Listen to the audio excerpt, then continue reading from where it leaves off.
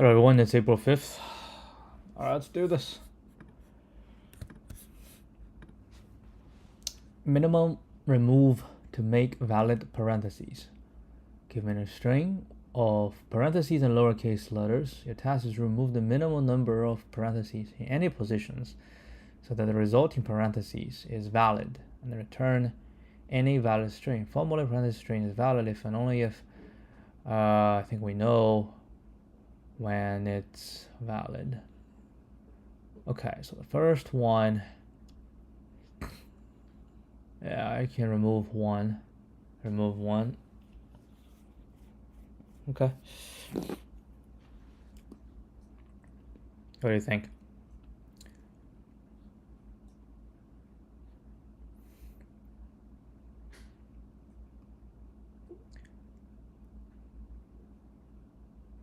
I mean, I'm thinking we just stack this thing. Can we do that? We just stack it. If we stack it, right? But keep pushing. Ooh, keep pushing. I mean, what we want to find is if there's any invalid, right? If there's any invalid parentheses. So as we go, if we find one invalid, so what's going to be an invalid? Well, an invalid is going to be either a right parentheses without a left, or a left parentheses without a right, right? And those invalid must be removed. Yeah, that's the only possibility for invalid is a left without a right, or a right without a left. So if we find that, we just mark it as removal, right? Yeah, we mark it as removal, and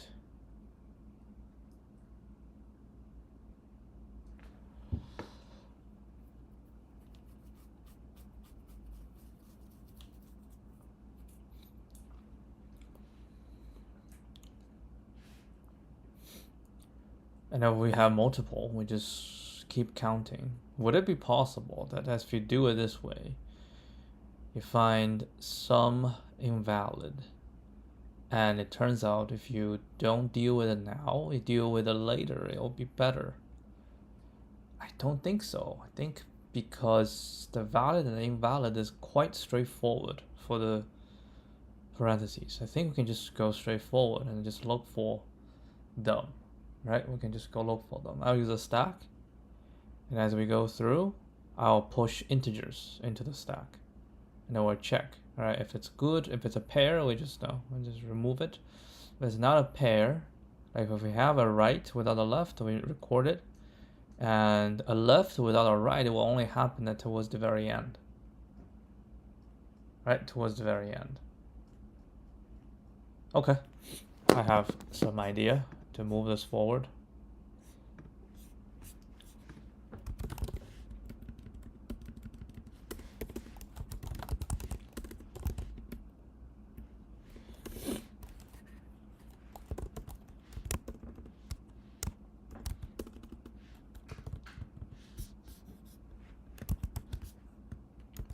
All right, we're gonna use a stack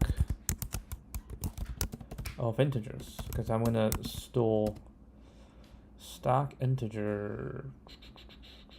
Okay, so there's one thing I do not know. Yeah, that's something I want to know. Do we have? Hold on. I do want to know this J shell. So if we say this, okay, if we do something like this, okay, let's say A, B, oh, oopsie doodie, empty string and C. Right? Ooh, you can't. Seriously? Okay, so it's a full to empty string. Empty character literal. You cannot do that. Holy crap. That seems empty character literal. Huh. I was trying to see if I can, because I'm gonna get all those. All right, I think I know how I would do it. We're not gonna do it the way that we want, but it's fine. We're still gonna get stack. I think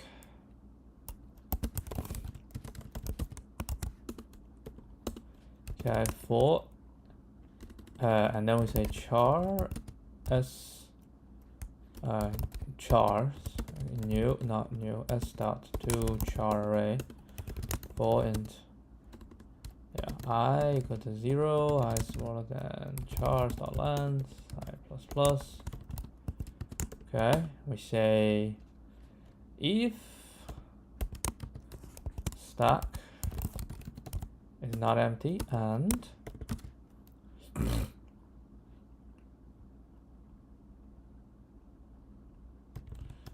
if chars I are left, okay, then stack dot push I. Else if char I is equal to a right parentheses.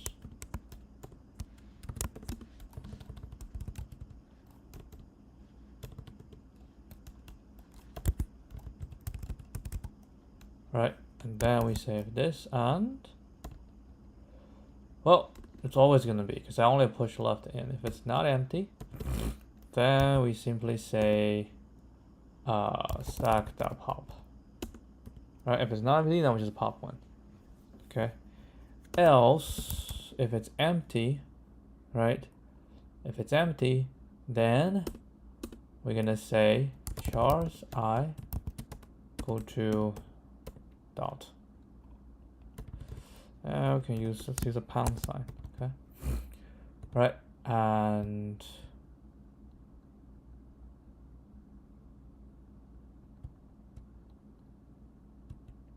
huh? Oh, chars. Okay, and at the end we have whatever is in the chars.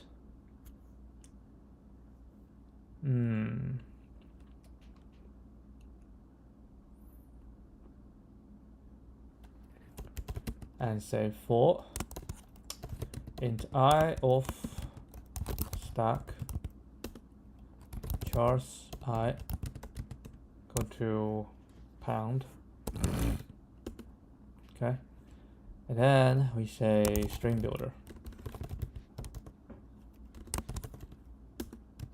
Res new string builder for int I go to 0, I smaller than chars dot length, I plus plus.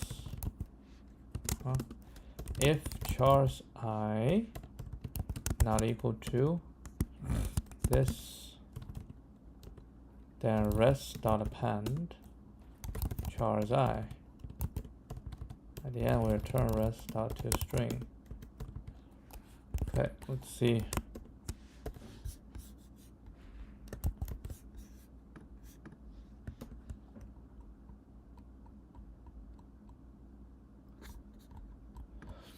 Okay.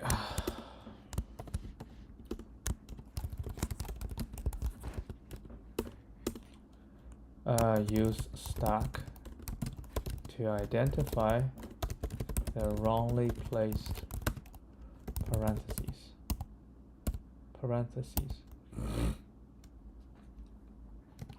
Then reconstruct the string by skipping the wrongly placed parentheses. Let's see if this one works. I think it does. Not too bad. Not too shabby.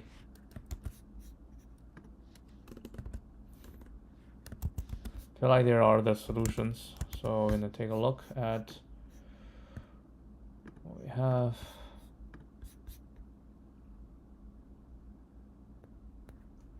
Stack. Yep. Stack. Yep. So yeah, that's that. Alright, let's try this one. Determine the minimal sum of a k-avoiding array. You're given two integers, n and k. An array of distinct positive integers is called a k-avoiding array if there is if there does not exist any pair of distinct elements that sum up to k. Return the minimum possible sum of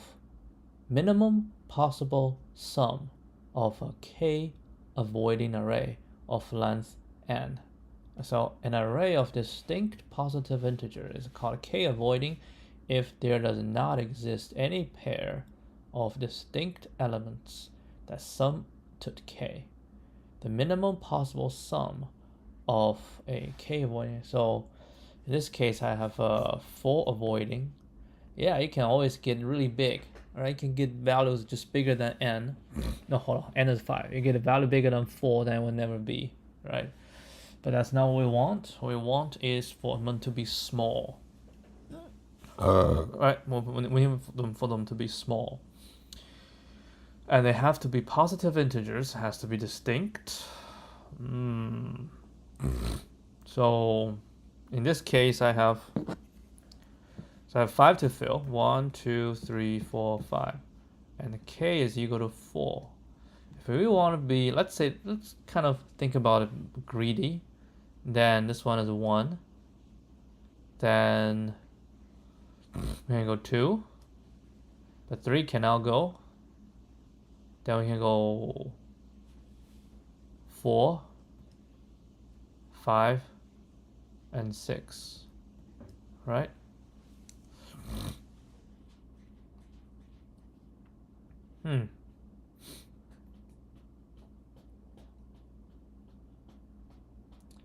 So basically we have a k, right? And then we start from 1. And then I can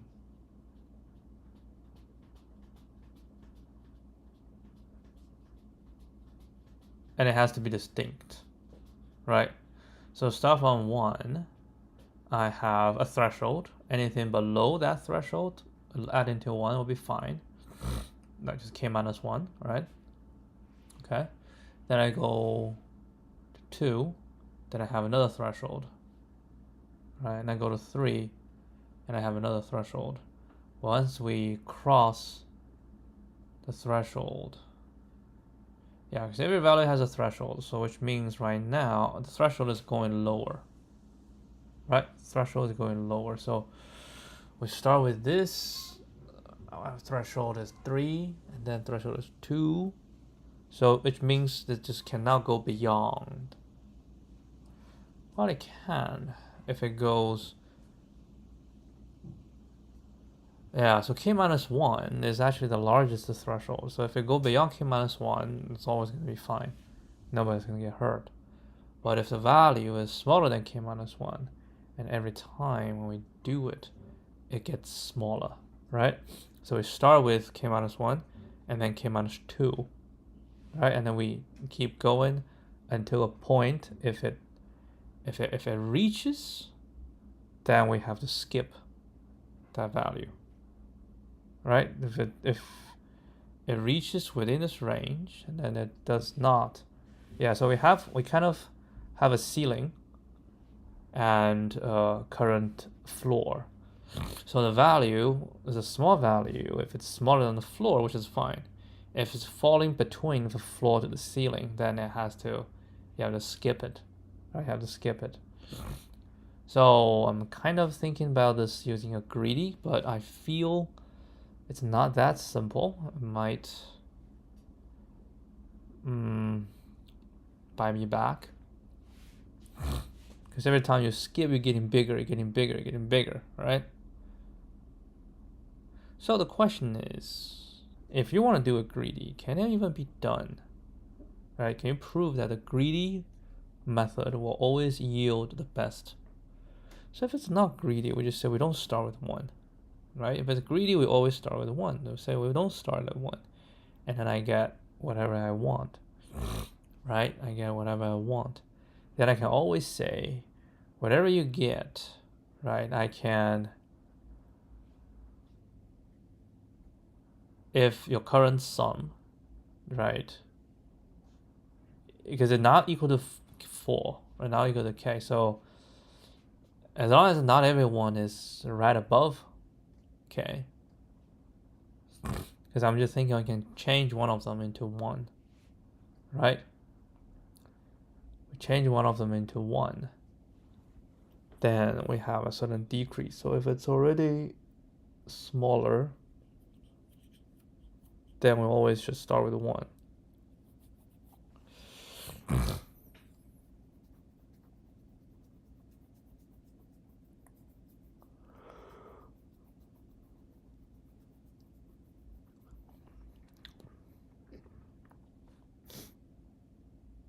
The only situation we don't start with 1 is we can find some way that they all add up slightly bigger than k. Right? Every pair is slightly bigger than k. Okay?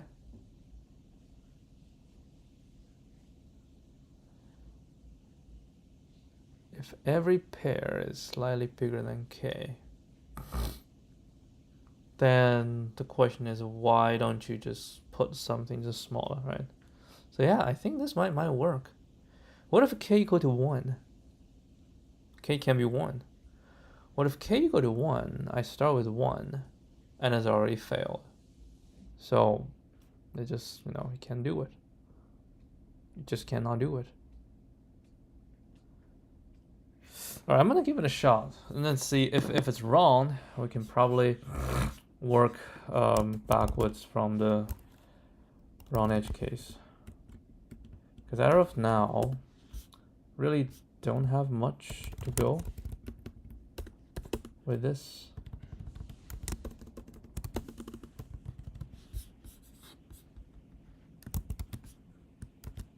Alright, so my idea is using greedy. So if I'm doing greedy, as the rest is equal to 0, right? And in k, and we have a ceiling is k minus 1. If it's go beyond k minus 1, then it always works.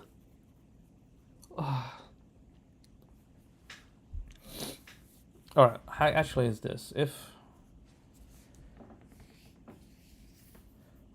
k is equal to 1, it's not going to work. If k equal to 2, if depending on n, right?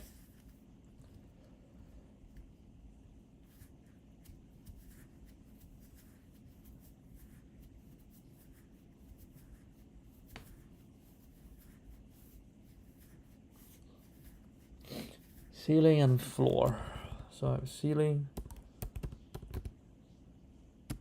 Floor will also start with k minus 1. So you're saying at the beginning, ceiling and floor are the same, right? Then I'm gonna say for I in range. Actually, no. So I is equal to 0. No. I is equal to 1. It's called val equal to 1. While n,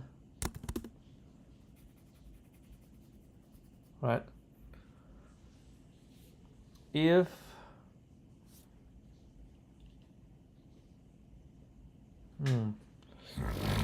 so I pick the first one as 1, right?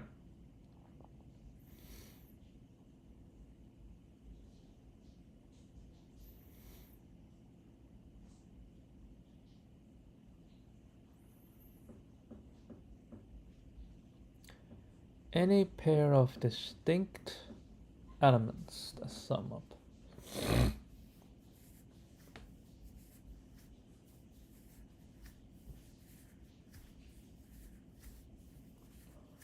So we put 1 in there, okay?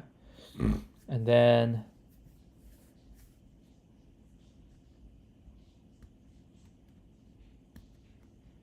does not sum up to k, right? Does not sum up to k. So it's my understanding that 1 has to be in there. Okay, if your idea is to always have 1 in there, then yeah, because I need to set up the ceiling. Right, we set up val, and what do I do?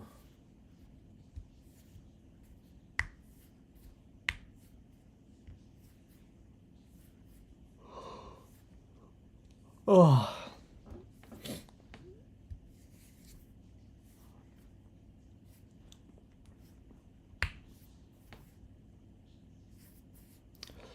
Okay, I need to verify some stuff. If n is 1 and k is 1, answer should be 1 because I can do 1. Yeah. So that's what I think. The result will always be 1. Okay, ceiling floor value is 1. And then n equal minus equal 1. Okay, well, and this is actually, we check the second one. Right, we check the second one. And then we can say val plus equal 1 every time, right? So val plus equal 1. Then we check. Right, we check. We can say if val is larger than ceiling, then rest plus equal to val. N minus equal 1. Right, we already, there's just nothing. Else, if val is smaller than the floor, well, what is the floor? If it's well, just seen, yeah, it's not, if val is smaller than the floor, then rest plus equal to val, n minus equal 1. And the floor shall equal to k minus val. Right, because the floor gets lower and lower. And else, if it's in between, then we just continue until we're done. Then we just return res.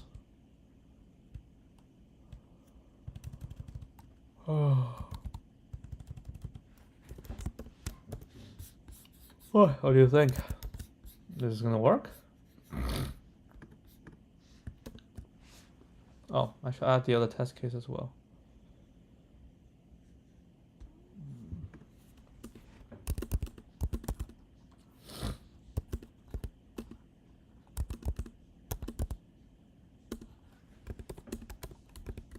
Okay. We throw some stuff out there and just kind of see. Maybe it is good.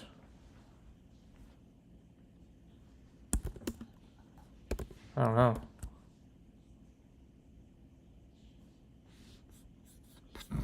Okay, so greedy. We fill the array from 1, and by doing so, we create a ceiling k minus 1. If the new value is larger than k minus 1, then there is no risk of hitting, no risk of any two sum to hit k. As we go through each value,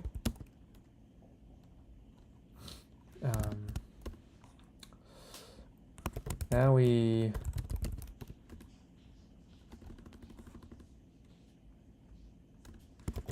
we hit 2, 3, 4, right?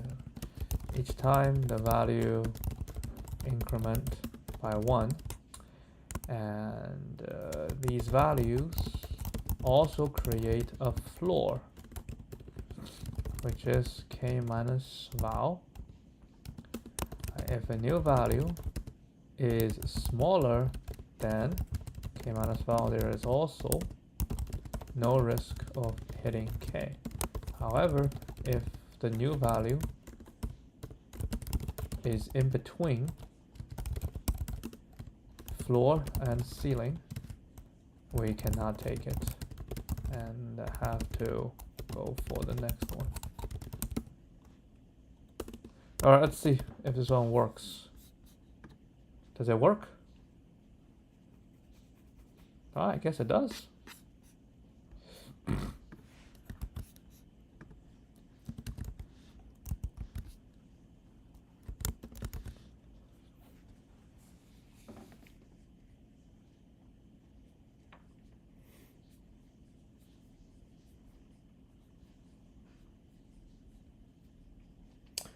I guess we can maybe make it slightly easier. We can say if all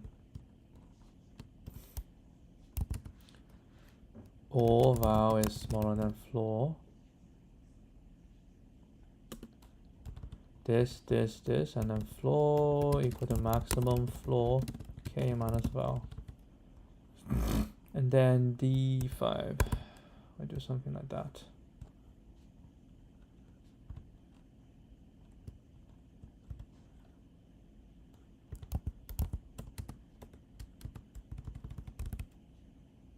Okay. I don't think it will make it any faster, but probably can. Ooh, that is not right. Oh yeah, we cannot do it that way.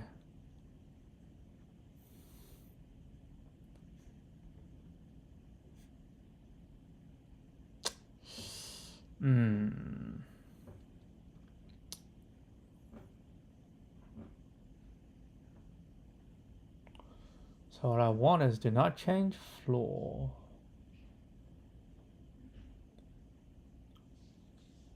Huh. So I think there's a way for this, huh?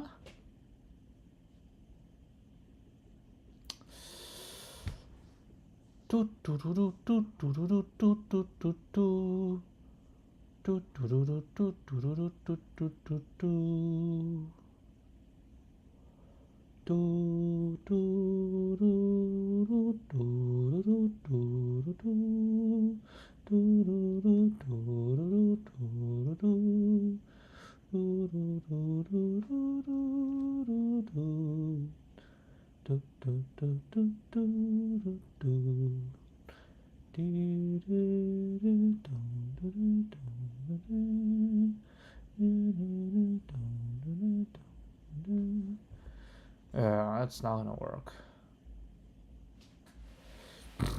Yeah, screw this. I'll just use the original. And let's check the solution. What do people say? Oh, there's a 01 solution. Holy crap. 01. Okay, we wanna try 01?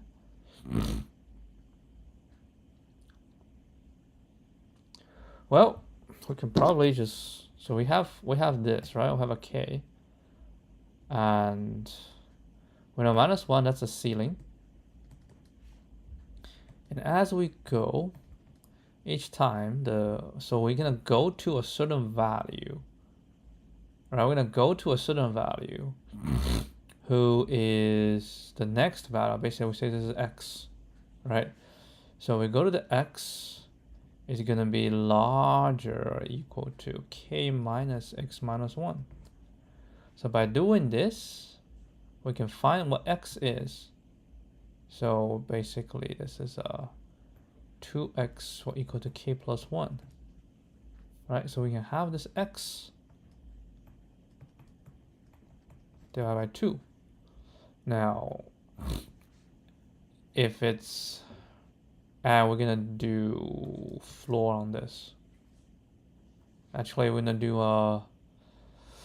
-1, right? So it's gonna be, because if it's divisible, we have to go smaller. If it's not, so I can just do k divided by 2. Right, k divided by 2 is going to be the 1, the last one that we can hit. So it's going to be 1 plus all the way to k divided by 2. And then plus, well, it depends, right? It depends on how many. If there are more, then it has to be from k, because we cannot take k minus 1. So, right? So we find k divided by 2. And if it's smaller or equal to n, then we just go add to n. If n is bigger, we add more. Okay.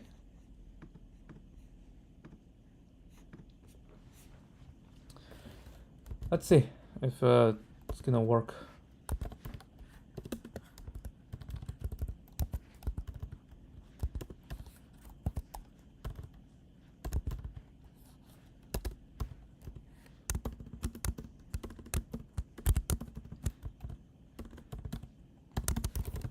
Math solution. We add from 1, 2, 3 all the way to x minus 1 and x. Let's say x is the first value that fails. Then we have x must be larger or equal to k minus x minus 1. Alright, so this will give us x larger or equal to k plus 1 divided by 2. Thus,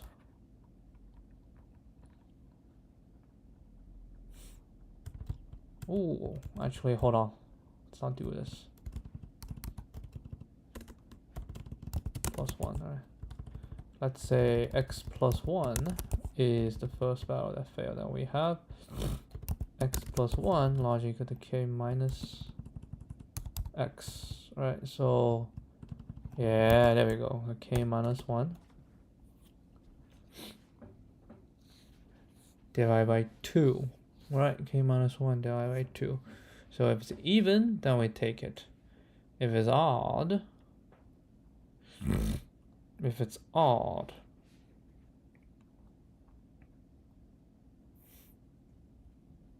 then x will, thus we can take x equal to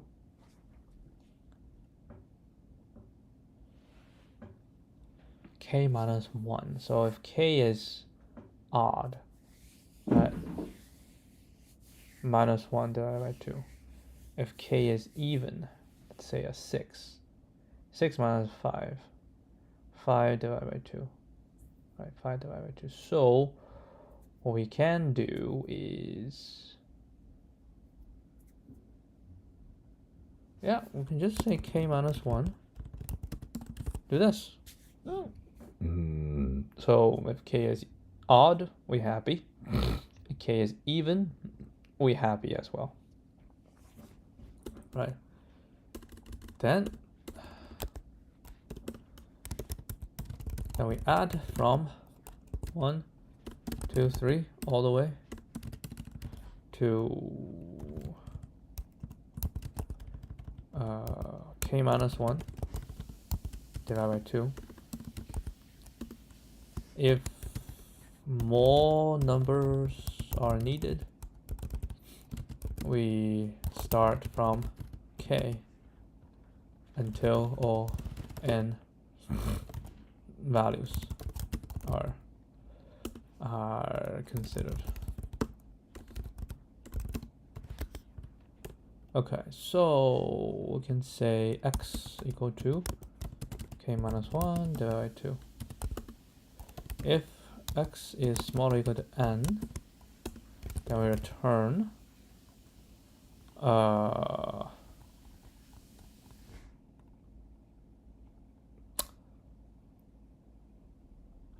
nope, x is larger equal to n.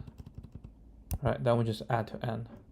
Down to n plus 1 times n divided by 2.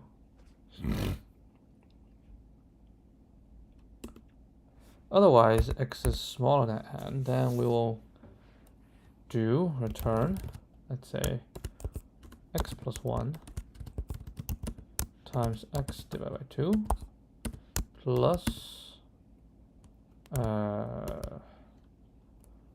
we'll start from k, right, plus, I have n minus k, n minus x left. So k plus n minus x.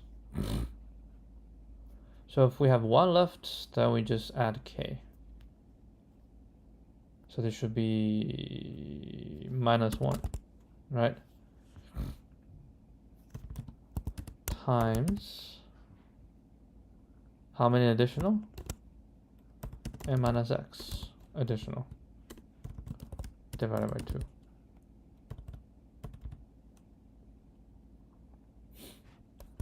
All right, let's see.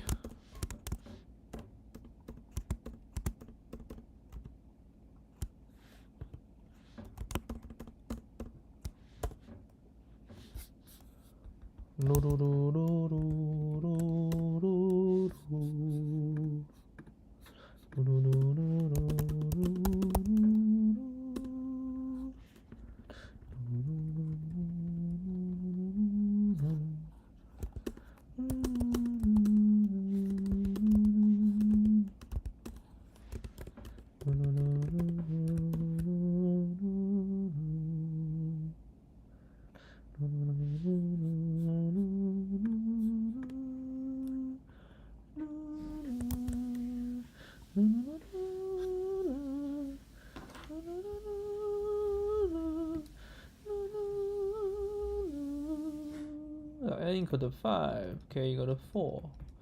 So x equal to 4 minus 1 divided by 2. That's 1. Ugh, that is not right.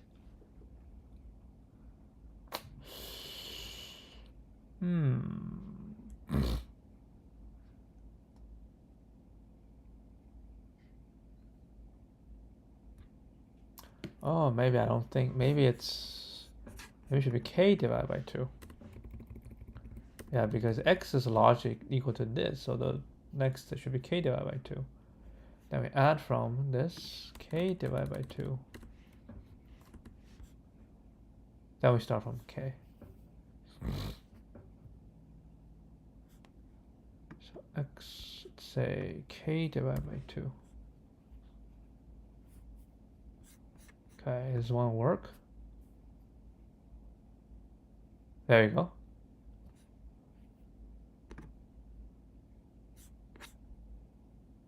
Ha! Doesn't make any faster, but it is 01.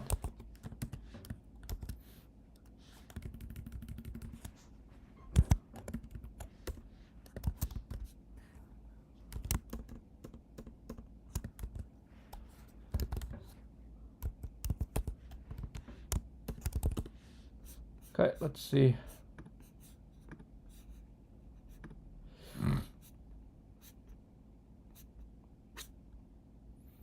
Yeah, I think if we get that 01, most likely it's correct.